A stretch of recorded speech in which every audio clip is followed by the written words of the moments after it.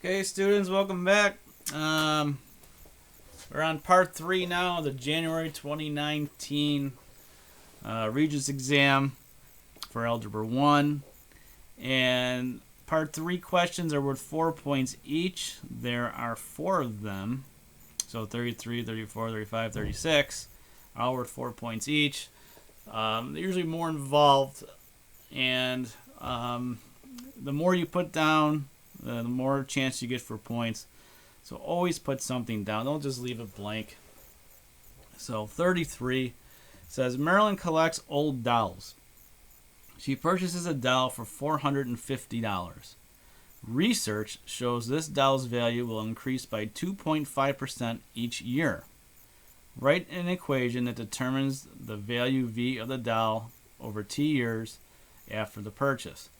So this is a growth problem because it is increasing 2.5% each year. So don't forget, you got to put this percent into a decimal. So 2.5 divided by 100, if you don't know, 2.5 divided by 100 will give you 0.025. So this is a growth equation, okay? So the value of V over T years, so V of T is going to be the initial cost, which was $450, times 1 plus, and then 0.025 to the T years. So that would be your equation. So don't forget that growth is always the initial. This is what you have to memorize. The initial value or amount times 1 plus is always 1 plus the percent. Remember, percent's got to be in a decimal form though, to the time. Okay, that's growth. Decay is the same one, except there's a minus sign in the middle. So decay always shows prices decreasing, kind of like a car. When you buy a new car, it decreases. So that's another one they'd like to ask. So this is just writing an equation. So we wrote the equation. Now it says, assuming the doll's rate of appreciation remains the same, will the doll's value be doubled in 20 years? Justify your reasoning. So we're going to use that equation we wrote.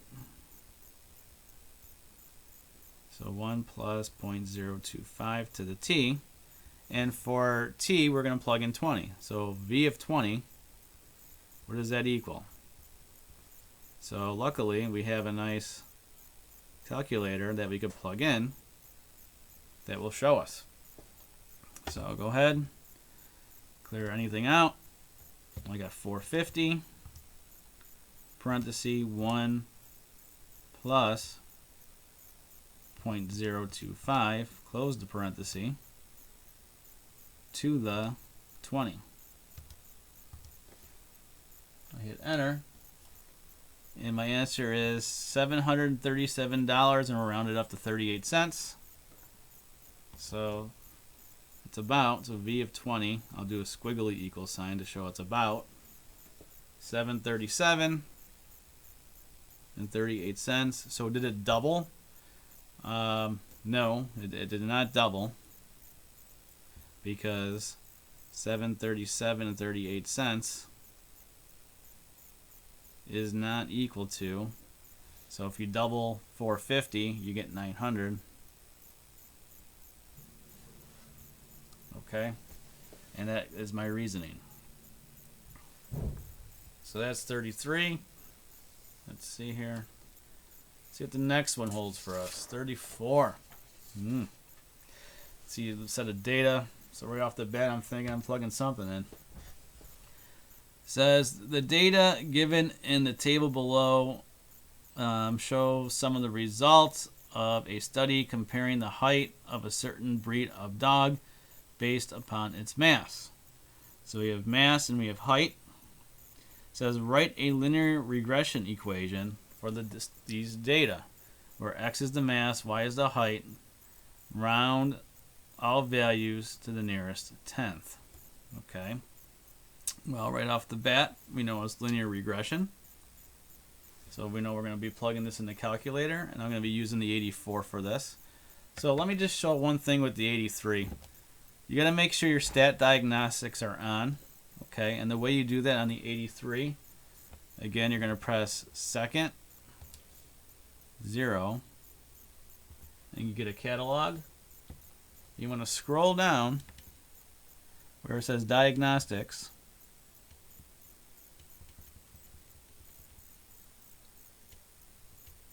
Looking for diagnostics. And it's right there, diagnostics on. You're going to press enter and press enter again, so now it's on. So why don't we just use the 83? But first, for the 84, for stat diagnostics being on, okay, you press mode and you scroll down and you make sure where it says stat diagnostics. I don't know if you can see that. I have it tilted. It's kind of tough to see. Stat diagnostics, you just scroll down. You want to make sure it's on. Press enter. Second, quit. Okay. So let me go back to 83 so I can plug things in. That's the same way to plug all the data in. So you're going to press stat, edit. For L1, we're going to plug in the mass. So we got 4.5, 5, 4, 3.5, 5.5, 5, 5, 4, 4, 6, 3.5, and a 5.5. So I should have 12 total. I'm going to count just to make sure. 1, 2, 3, 4, 5, 6, 7, 8, 9, 10, 11, 12.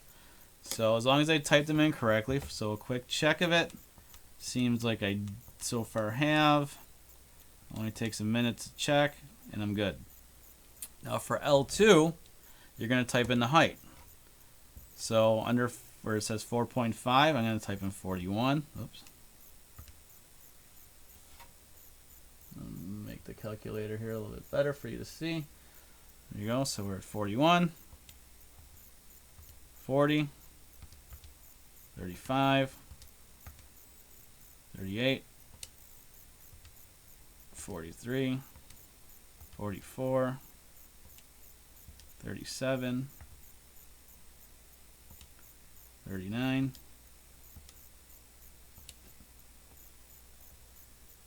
42, 44, 31, 30. Again, everything matches up. I got double-digit numbers, it seems. And just for a quick check, it looks like I have everything correct there. Okay. So now, to get my linear regression, I'm going to press Stat, go over to Calculate. Number 4 is your linear regression. Hit Enter. Enter again. And it gives us a whole set of data. Now, if I didn't put my stat diagnostics on, I'm only going to see A and B. I want to see everything because my R squared is my residual and my R is my correlation coefficient, and that's the other part of the question. So first, I'm going to write down my linear regression equation. It says round to the nearest tenth. So I have my y equals ax plus b. Guess what it gives you. Where my a is round to the nearest tenth would be 1.9. And my b will be 29.8. So if I write my equation, this plugs in for a, this plugs in for b. So y equals 1.9x plus 29.8. Do not forget to write that x afterwards. A lot of people just plug 1.9 in and then plus 29.8 and forget the x. Now you're wrong. So just make sure that you always have the x in after you re-put in what your a is. So now it says for the second part, write the value of the correlation coefficient to the nearest tenth and explain what it indicates. So the nearest tenth, my r, is 0.3. And since it's between 0 and 0.3, this represents a weak correlation. Okay, so that's what you would put in and write for that equation, and we'll move on to the next one. Okay, let me see here. Just trying to get set.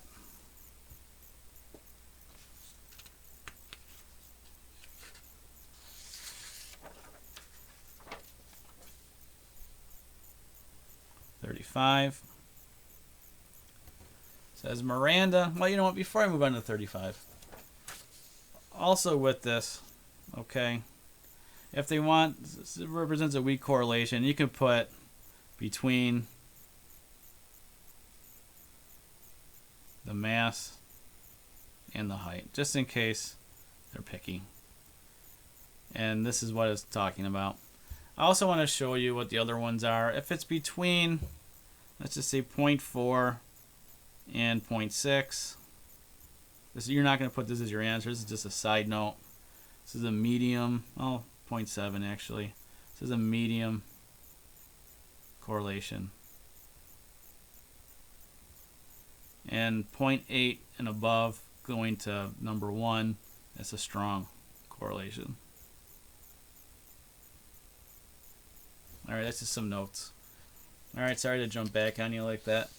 But let's go ahead and we'll look at 35 here. It says Miranda received a movie gift card for $100 to her local theater. Matinee tickets cost $7.50 each, and evening tickets cost $12.50 each. If X represents the number of matinee tickets, so we got X with matinee, she could purchase, and Y represents the number of evening tickets, so Y represents evening tickets,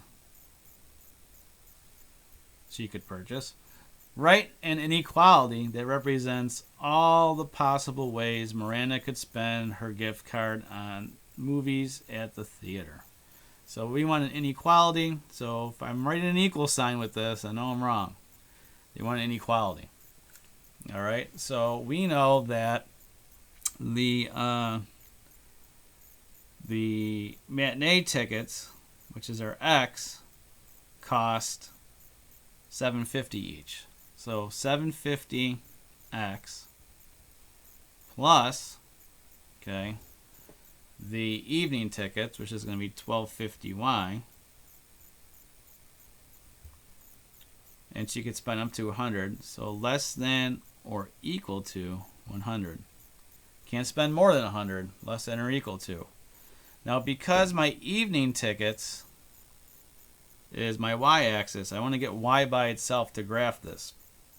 So in order to get y by itself, I subtract 750 x on both sides. Can't combine those because it has an x. This cancels. 1250 y less than or equal to negative 7.50x plus 100. Still working to get y by itself. Divide by 12.50 on both sides.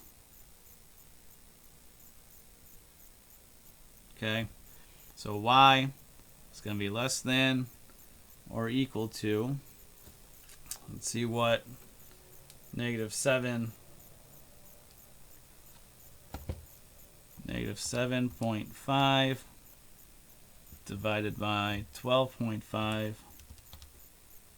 gives me a 0.6, negative 0.6. So I'll just use that, negative 0.6x. And then 100 divided by 12.5 is 8. So plus 8. So I'm going to graph that inequality. And now a few ways I can do this. I'm going to plug this into my y equals, get my xy chart. So y equals, clear anything out. I'm going to type in 0.6x plus 8. Sorry, it's negative 0.6x. Let's get this right. Negative 0.6x plus 8. And it is an inequality, so why not? It points to the left, so I want a triangle. Keep pressing enter. So you get a triangle that points down and to the left, which it's that one. And for shading purposes, because I know I have to graph this, let's press graph to see which way I shade.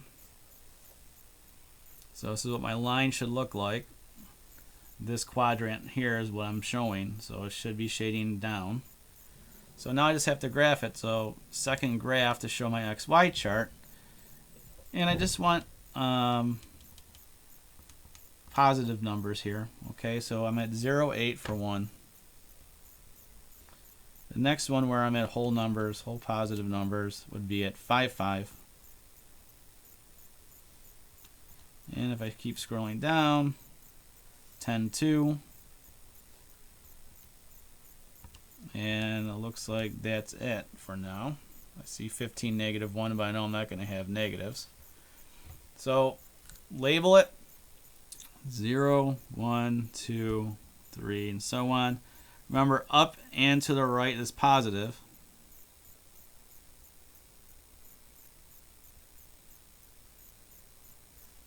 So that's what I'm going to label here. Just to be easier to graph.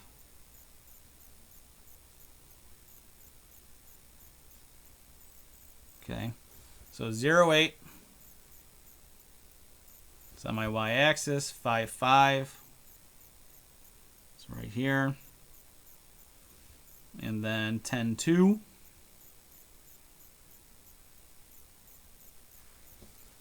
I'm going to take my straight edge. This is important. Straight edge, right? Okay. You're going to have a regular ruler. I got a folded up sheet of paper. I'm going to graph it.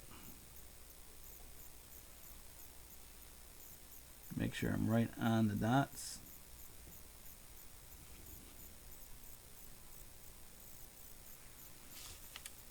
Okay, I'm going to shade.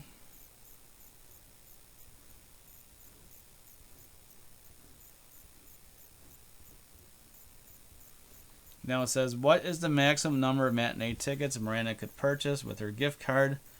Explain your reasoning. Okay. And it looks like the maximum number of matinee tickets would be 13. Okay, this line goes over 13 a little bit.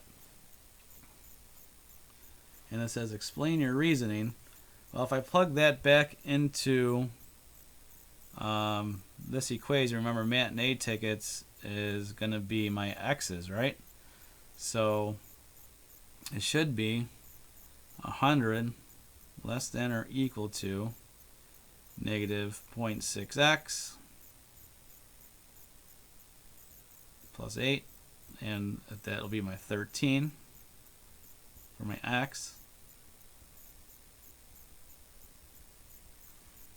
Okay, and when I get 7.5, I'm sorry, 0.6, I think I messed up here. Yep, I messed up. We want to go back to the original equation. All right, so it'll be 7.5 times 13, because that's how much they're worth, and that needs to be less than or equal to 100. So 7.5 times 13 is 97.5, and that is less than or equal to 100. Now what if I used 14? 7.5 times 14, okay, is 105, and that wouldn't work. So even though this goes above, a little bit above the 13, you can't round it to 14, because you can't see, 2.5% of a movie. So that's why it's going to be 13 for the maximum number of matinee tickets, and this is your reasoning right here. Okay, and if you wanted to spell it out to them, you could say 14 tickets puts us over $100. Puts us over $100. 13 tickets does not. Okay. Now a little tricky one. Moving on. Let's get rid of Miranda's little problem here. 36. Okay, it says one spring day, Elroy noted the time of day and the temperature in degrees Fahrenheit. His findings are stated below. At 6 a.m., the temperature was 50 degrees Fahrenheit. And it says for the next 4 hours, the temperature rose 3 degrees per hour. The next 6 hours, it rose 2 degrees per hour. The temperature then stayed steady until 6 p.m. For the next 2 hours, the temperature dropped 1 degree per hour. The temperature then dropped steadily until the temperature was 56 degrees Fahrenheit at midnight. On the set of axes below, graph Elroy's data. This kind of reminds me of the B problem that we had earlier, where it said, where is the constant height, and that was showing the horizontal line. I mean, it kind of reminds me of it, but let's graph what they're talking about. It says at 6 a.m. the temperature was 50 degrees Fahrenheit, so 6 a.m. 50. Now if I notice, I'm going up by 2s, so it's going to be 52, 54, 56, 58, 60, and I need to keep that in mind when I start graphing. It says for the next 4 hours the temperature rose 3 degrees per hour. So that's a block and a half is going to go up for the next 4 hours. So for the next hour, we're right here. It's a block and a half. Block and a half there. Block and a half. And a block and a half, where I'm ending right now at 62 degrees.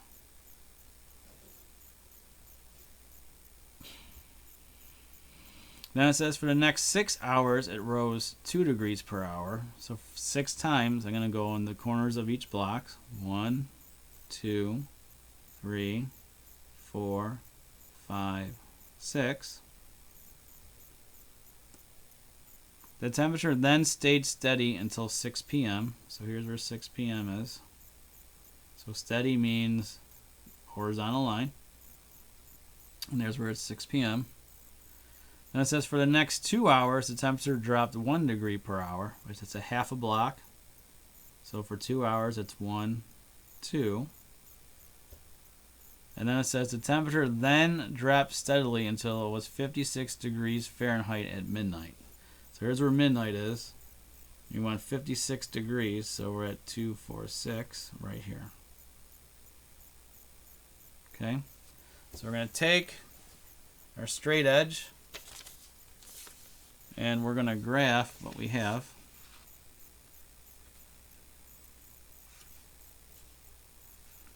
Very carefully.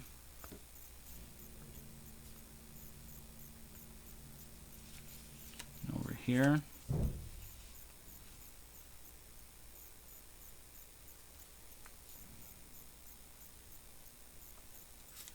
Okay, then we're going to go straight across from our horizontal line. Go here.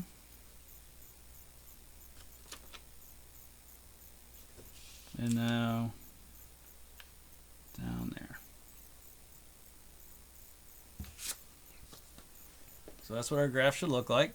Now we're going to answer some questions based on that graph. It says state the entire time interval for which the temperature was increasing. So the entire time interval is going to be from 6 a.m. all the way to right here, which represents 1, 2, 3, 4 p.m. So 6 a.m. you can write 6 a.m. to 4 p.m. Okay. Next one, determine the average rate of change in degrees per hour from 6 p.m. to midnight. So rate of change, remember, is just your slope formula, where it is y2 minus y1 over x2 minus x1. So from 6 p.m. to midnight. So at 6 p.m.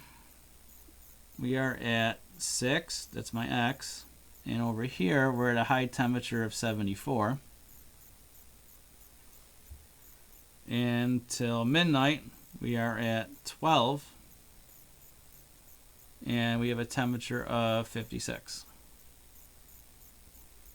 So I'm going to label, why not, x1, y1, x2, y2, and plug it into my slope formula.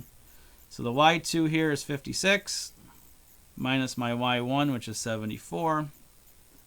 My x2 is 12. My x1 is 6. I think I was off the screen there. I apologize.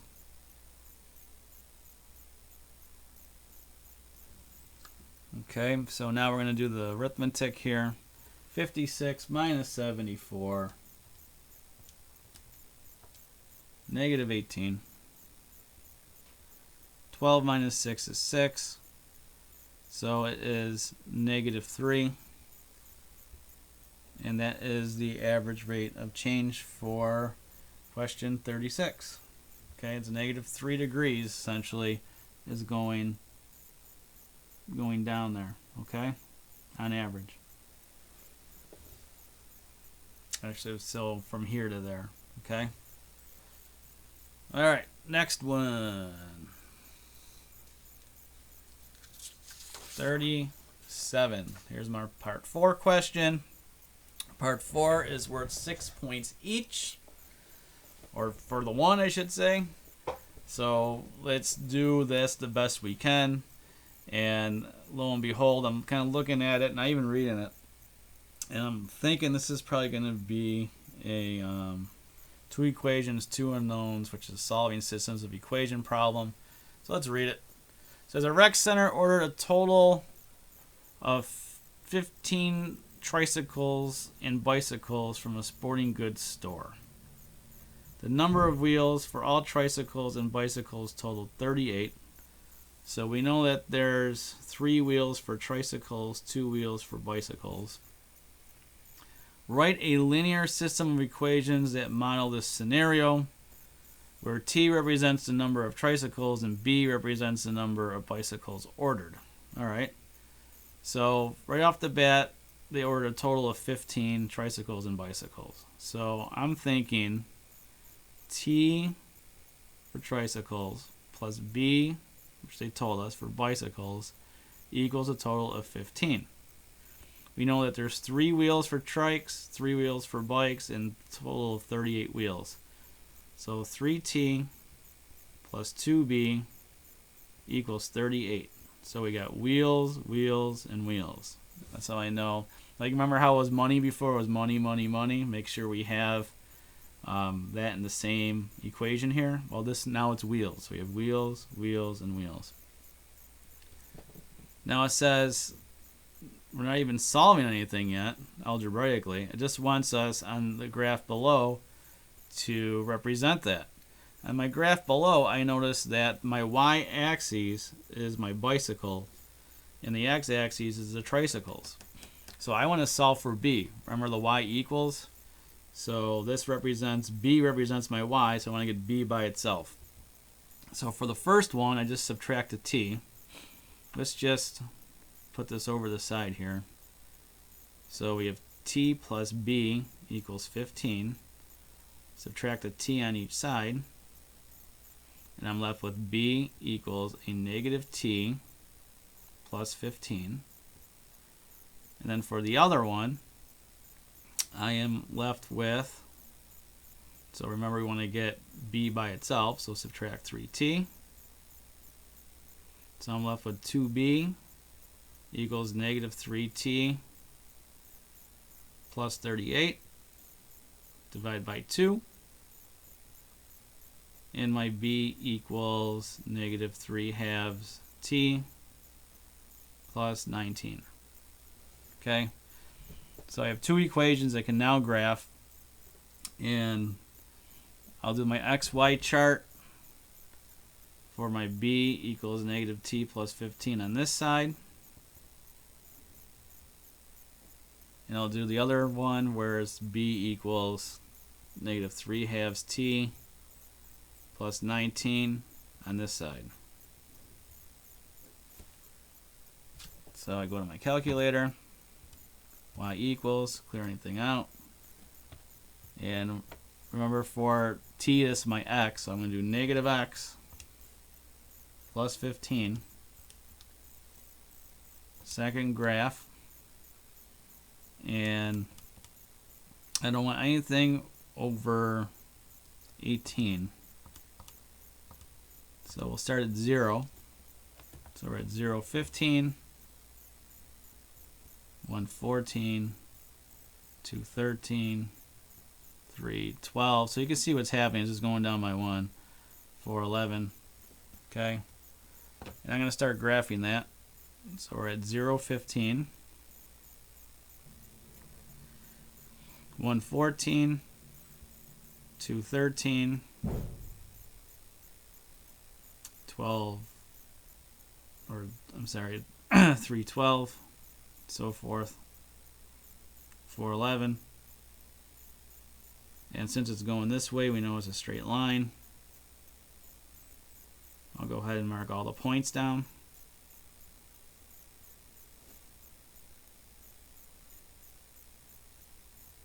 Take my straight edge, graph the line,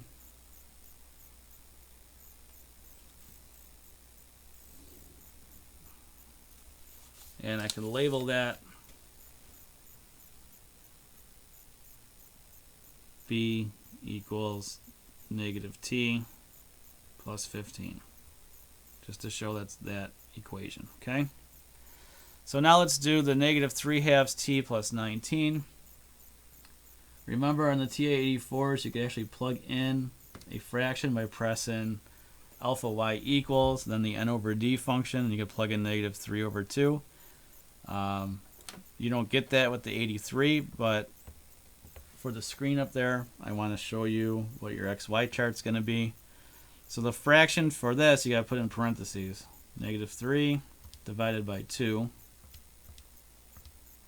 Close it. Then x plus 19. Second graph. And here it is here. I only want the whole numbers. So we got 0, 19. The next whole number will be at 216. Next one after that will be at 413. So the next one after that is at 610. Scrolling down, 8.7,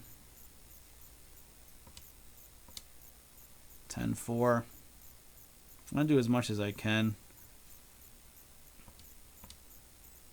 12.1. We'll stop there because we have no negative numbers. So I'm going to graph this. 0.19 is up here. 2.16 is here. 4.13 is going to be here. 6.10 down here. 8.7. Finally, you're going to have an intersection point right there at 8.7. I'm going to make that dark so we can see it. Moving on, 10.4. Down here. 12.1.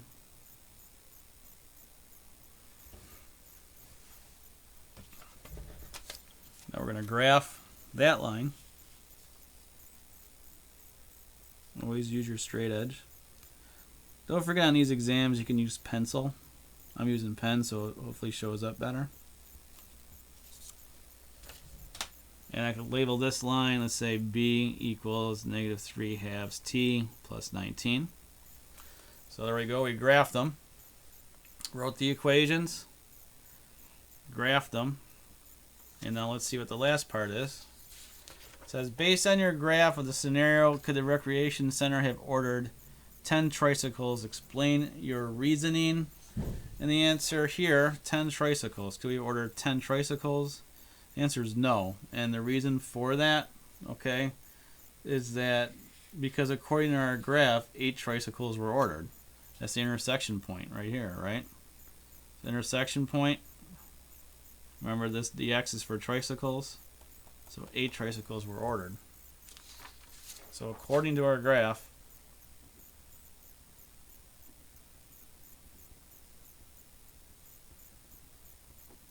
So first of all, put no. So according to our graph, the intersection